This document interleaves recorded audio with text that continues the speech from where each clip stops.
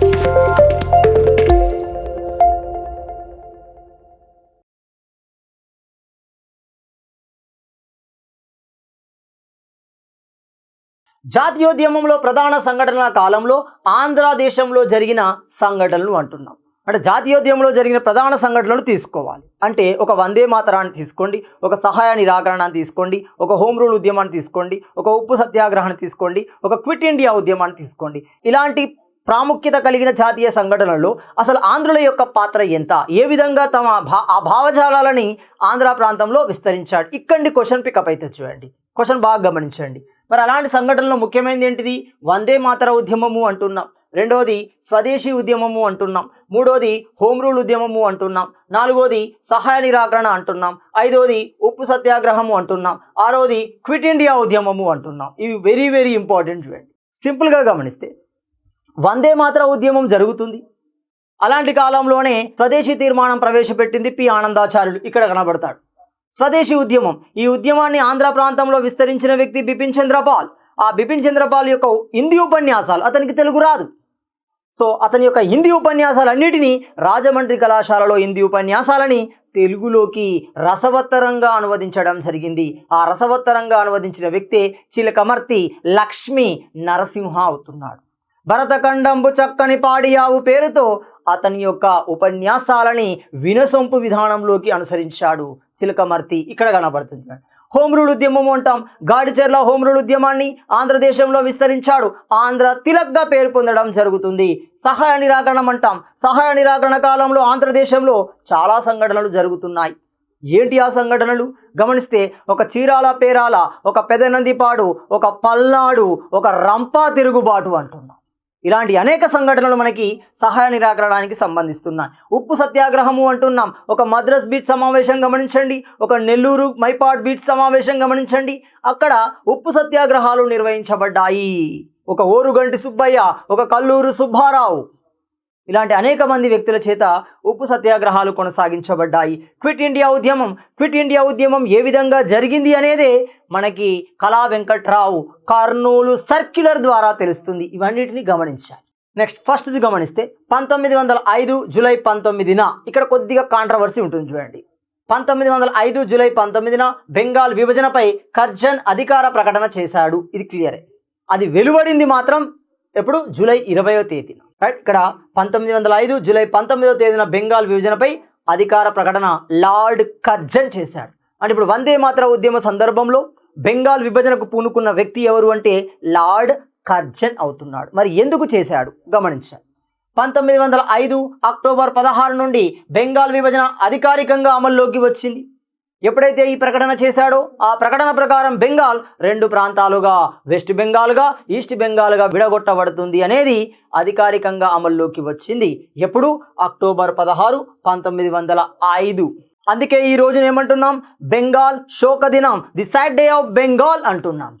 రాఖీ పర్వదినము అంటున్నాం, రక్షాబంధన్ డే అంటున్నాం, ఐక్యతా దినం అంటున్నాం. చూడండి, ఇది అక్టోబర్ 16 అవుతుంది. అప్పుడు వందే మాతర ఉద్యమానికి సంబంధించి బెంగాల్ విభజన తీర్మానం అనేది అమల్లోకి రావడం జరిగింది. ఓకే, వందే మాతర ఉద్యమం మొత్తంగా అమల్లోకి వచ్చింది బెంగాల్ ప్రాంతంలో. మరి అలాంటి భావజాలాలు ఆంధ్ర ప్రాంతంలోకి ఏ విధంగా విస్తరించాయి గమనిస్తే, ఆ సందర్భంలో జరిగిన ఈ వందే మాతర ఉద్యమం, వందే మాతర ఉద్యమ కాలంలో జరిగిన స్వదేశీ భావజాలాలు ఆంధ్ర ప్రాంతంలో విస్తరణ ఏ విధంగా జరిగింది, ఆ విస్తరణ క్రమంలో జరిగిన సంఘటనలు గమనించాలి. మనకు ప్రముఖంగా 4 సంఘటనలు గమనించవచ్చు. అందులో మొట్టమొదటి సంఘటన రాజమండ్రి కళాశాల సంఘటన అంటున్నాము. ఇందులో ట్రైనింగ్ టీచర్గా పనిచేసిన వ్యక్తే గాడిచెర్ల హరిసర్వోత్తమరావు. విద్యార్థి నాయకుడుగా రామచంద్రారావు ఉంటాడు. గాడిచెర్ల హరిసర్వోత్తమరావు, రామచంద్రారావులు ఇద్దరు ఈ సంఘటనలో ప్రముఖ పాత్ర పోషించడం జరుగుతుంది. లాఠీ దెబ్బలు తినడం జరుగుతుంది, అరెస్టు చేయబడడం జరుగుతుంది, కాలేజీ నుండి బహిష్కరించబడడం జరుగుతుంది. సో రాజమండ్రి కళాశాల సంఘటన ఎప్పుడు జరిగింది? 1907 ఏప్రిల్ 24. క్లియర్గా గమనిస్తే మనకు మొత్తం 4 సంఘటనలు, 2 సంఘటనలు 1907లో, 2 సంఘటనలు 1909లో జరుగుతాయి. బాగా గమనించాలి. రైట్, మరి రాజమండ్రి కళాశాల సంఘటన ఏంటి అంటే, రాజమండ్రి కళాశాల విద్యార్థులు వందే మాతరం బ్యాడ్జ్ ధరించడంతో కళాశాల ప్రిన్సిపల్, ఎవరా కళాశాల ప్రిన్సిపల్? Mark Hunter వారించాడు. ఎప్పుడైతే బిపిన్ చంద్రపాల్ ఆంధ్రదేశంలోకి వచ్చాడో, ఉపన్యాసాలు ఇస్తున్నాడో అతనికి చైతన్యం పొందారు. అతని ఉపన్యాసాల పట్ల చైతన్యం పొంది విద్యార్థులు వందే మాతరం స్లోగన్లను ఉపయోగించడం జరిగింది. పరీక్షలు జరుగుతున్న సమయంలో వందే మాతరం బ్యాడ్జీలతో పరీక్షలు రాస్తున్నారు. పరీక్షలు నిర్వహించే గాడిచర్ల హరిసర్వోత్తమరావు వంటి టీచర్లు కూడా బ్యాడ్జీని ధరించడం జరిగింది. సో ఈ విషయాన్ని గమనిస్తున్న మార్క్ హంటర్ ఏం చేశాడు, త్వరగా మీరు మీ బ్యాడ్జీలను తొలగించండి అన్నారు. విద్యార్థులు తొలగించడానికి సిద్ధపడ్డారు. అదే క్రమంలో మార్క్ హంటర్ ఎవరి దగ్గరికి, గాడిచర్ల హరిసర్వోత్తమరావు దగ్గరికి వెళ్ళి మీరు కూడా వందే మాతరం బ్యాడ్జిని తీసివేయండి అంటే ససేమిరా అన్నాడు. వందే మాతరం నినాదాలు ఇవ్వడం జరిగింది. దీంతో విద్యార్థులు అతన్ని ఏకీభవించి వందే మాతరం నినాదాలు తీయడంతో అతడు ఒక నామూషిగా ఫీల్ అయ్యాడు మార్క్ హంటర్. విద్యార్థులని, దీనికి కారణమైన రామచంద్రారావు మరియు గాడిచర్లని సస్పెండ్ చేయడం జరిగింది. జ్ఞాపతి సుబ్బారావు వంటి అనేక మంది ఒత్తిడి మేరకి అందరినీ మళ్ళీ కళాశాలకు తిరిగి తీసుకున్నారు. కానీ గాడిచర్లని మరియు రామచంద్రారావుని కళాశాలకు తీసుకోలేదు. ఇది రాజమండ్రి కళాశాల సంఘటన అవుతుంది. రెండవది ఏమంటున్నాం, కాకినాడ సంఘటన అంటున్నాం. కాకినాడ సంఘటన మనకి 1907 మే 31 వరుస క్రమాన్ని గుర్తుపెట్టుకోండి. ఫస్ట్ రాజమండ్రి, తర్వాత కాకినాడ అవుతుంది. మరి ఏంటి ఈ కాకినాడ సంఘటన? కాకినాడ వైద్యాధికారి అంటున్నాం, జస్టిస్ కెప్టెన్ కెంప్ అంటున్నాం. చూడు, కెప్టెన్ కెంప్. ఈ కెంప్ గుర్రపు బండి మీద ప్రయాణిస్తున్న సందర్భంలో ముగ్గురు విద్యార్థులు వందే మాతరం నినాదాన్ని ఇస్తూ ఆ బగ్గికి ఎదురుగా నిలబడ్డారు. ఇది గమనించిన కెంప్ ఆ ముగ్గురిలో ఒకరిని విచక్షణారహితంగా కొట్టడం జరిగింది. కొట్టడమే కాదు, దగ్గరలో ఉన్న పోలీస్ స్టేషన్లో అప్పగించి వెళ్ళిపోయాడు. సో ఈ సంఘటన క్రమంగా ఉద్రిక్త వాతావరణానికి దారితీసింది. సో దాదాపుగా 20 మంది అరెస్టు చేయబడ్డారు. వారి తరపున వాదించిన వ్యక్తి జ్ఞాపతి సుబ్బారావు అవుతున్నాడు. సో ఇది మనకి కాకినాడ సంఘటనగా భావించవచ్చు. అంటే ఇందులో ప్రధాన పాత్ర వైద్యాధికారి జస్టిస్ కెంప్ అంటున్నాం, లేదా కెప్టెన్ కెంప్ అంటున్నాం. వైద్యాధికారి కెప్టెన్ కెంప్ అంటున్నాం. నెక్స్ట్ మూడవది కోటప్పకొండ సంఘటన అంటున్నాం. చిన్నపరెడ్డి కనబడతాడు చూడండి ఇక్కడ, కోటప్పకొండ సంఘటన అంటున్నాం. ఈ కోటప్పకొండ సంఘటన ఎప్పుడు? 1909 ఫిబ్రవరి 18 అంటున్నాం. ఏం జరిగింది కోటప్పకొండ? కోటప్పకొండ జాతర, దాన్ని మనం ఏమంటాం, త్రికూట మలయ దేవాలయము అంటున్నాం. సో త్రికూట మలయ దేవాలయమే కోటప్పకొండ మనకు ఉత్సవాలు నిర్వహించబడతాయి. అలాంటి ఉత్సవాలకి ఒక వ్యక్తి, ఎవరు అతడు? చిన్నపరెడ్డి తన ఎడ్ల బండితో వెళ్ళడం జరిగింది. అక్కడ ఘర్షణ వాతావరణం ఏర్పడడంతో దాన్ని తొలగించడం కోసం పోలీసులు లాఠీచార్జ్ చేసుకుంటూ వచ్చారు. అలాంటి లాఠీ దెబ్బలు చిన్నపరెడ్డి యొక్క ఎద్దు మీద పడడంతో ఎద్దు తీవ్ర గాయాల పాలు కావడం జరిగింది. దీనికి కోపగించిన చిన్నపరెడ్డి ఆ సంబంధిత పోలీస్ అధికారి మీద దాడి చేశాడు. దీంతో అతన్ని అరెస్టు చేశారు. ఆ సందర్భంలో చిన్నపరెడ్డి ఇచ్చిన నినాదమే వందే మాతరం. ఇది మరింత ఉద్రిక్త వాతావరణానికి కారణమైంది. సో ఈ సంఘటనలో, అంటే కోటప్పకొండ సంఘటనలో ఈ చిన్నపరెడ్డి అరెస్టు చేయబడి ఉరిశిక్ష విధించబడ్డాడు. సో క్లియర్గా గమనించండి, మొత్తం జాతీయోద్యమంలోనే, ఆంధ్ర ప్రాంతంలోనే ఒక ఉద్యమ కాలంలో అరెస్టు చేయబడి ఉరిశిక్ష విధించబడిన మొట్టమొదటి వ్యక్తిగా మనకు చిన్నపరెడ్డి కనబడడం జరుగుతుంది.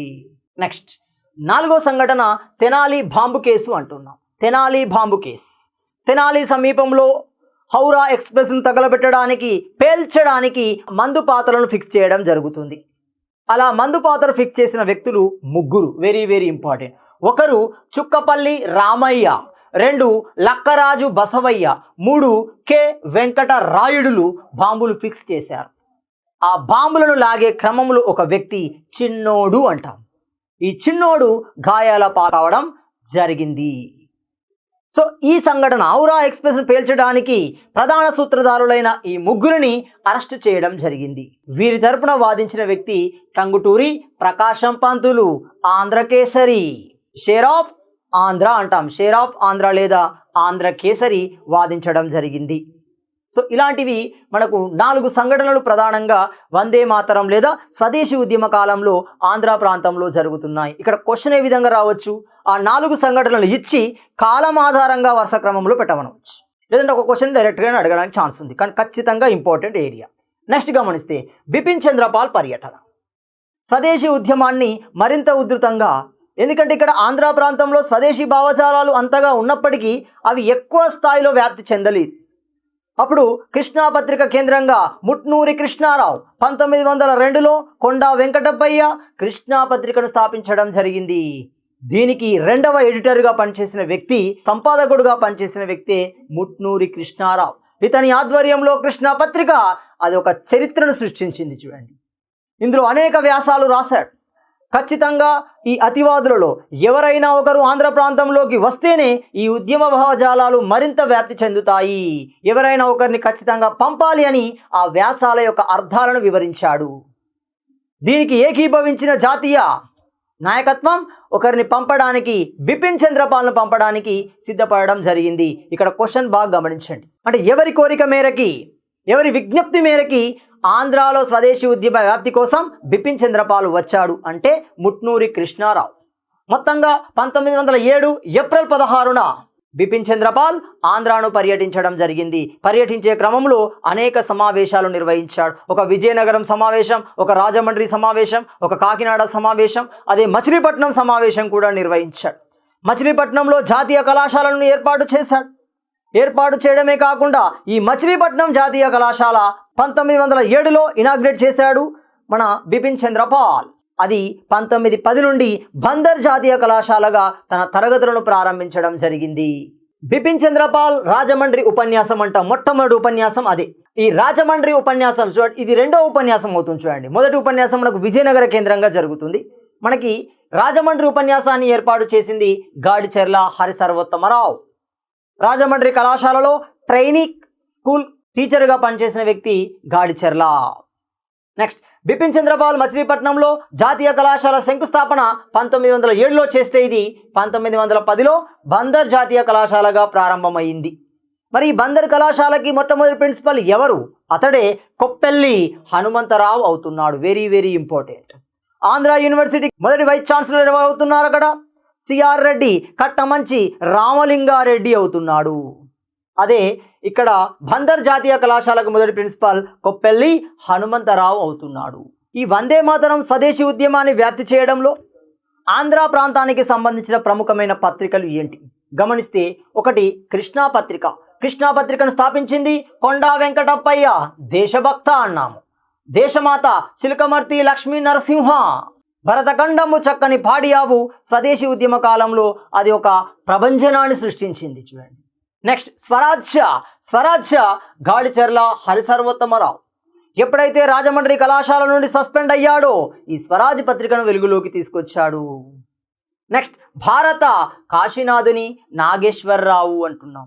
ఇతని యొక్క నివాసాన్ని మనము శ్రీభాగ్ అంటాం. చూడండి, నెక్స్ట్, మునగాల రాజా తన ఇద్దరు కుమారులకు ఎప్పుడు ఈ స్వదేశీ ఉద్యమ కాలంలో ఏం జరిగింది? స్వదేశీ ఏంటి? ఇండిజీనియస్ ఐడియాలజీ అంటాం. అంటే దేశీయ పరిశ్రమలకి, దేశీయ ఉత్పత్తులకి ప్రాధాన్యం ఇవ్వాలి అంటే విదేశీ వస్తువులను బహిష్కరించాలి, విదేశీ పాఠశాలను బహిష్కరించాలి అంటే స్వదేశీ వస్తువులను తయారు చేసే పరిజ్ఞానం కావాలి. మరి పరిజ్ఞానం ఎలా? కాబట్టి అనేక మంది యువకులని జపాన్ వంటి దేశాలకు పంపించడం జరిగింది. ఇదే సమయంలో 1907లోనే అతిపెద్ద రాజ్యమైన రష్యా పైన అతి చిన్న రాజ్యమైన జపాన్ విజయాన్ని సాధించింది. ప్రజలలో భారతీయులలో ఒక నూతన ఉత్తేజం ఏర్పడింది. దీనికి చాలా ప్రభావితుడైన మునగాల రాజా తన ఇద్దరు కుమారులకి జపాన్ నావికుల పేర్లు పెట్టడం జరిగింది. ఆ నావికుల పేర్లు ఏంటి గమనిస్తే, ఒకటి నోగి, ఇతన్నే కురోకి అంటాం. రెండవది టూగో అనే జపాన్ నావికులకు సంబంధించిన అధికారుల పేర్లు పెట్టారు. జ్ఞాపకార్థం రష్యాపై విజయాన్ని సాధించింది. ఒక చారిత్రాత్మక, ఒక చరిత్రలో చెప్పుకోదగిన విజయం అనేది అతి చిన్న దేశం సాధించగలిగింది. దీనికి చాలామంది ప్రభావితం అయ్యారు. జపానియం అనే పుస్తకం కూడా రాయబడింది. చూడండి, నెక్స్ట్ గమనిస్తే, బాలభారతి సమితి 1907లో ఏర్పాటు చేయబడింది. ఎందుకు ఈ బాలభారతి సమితి ఏర్పడింది? ఎక్కడ? 1907లో ఏర్పాటు చేయబడడం జరిగింది. రాజమండ్రి కేంద్రంగా ఏర్పాటు చేయబడుతుంది. మరి బాలభారతి సమితి యొక్క ఉద్దేశం ఏంటి?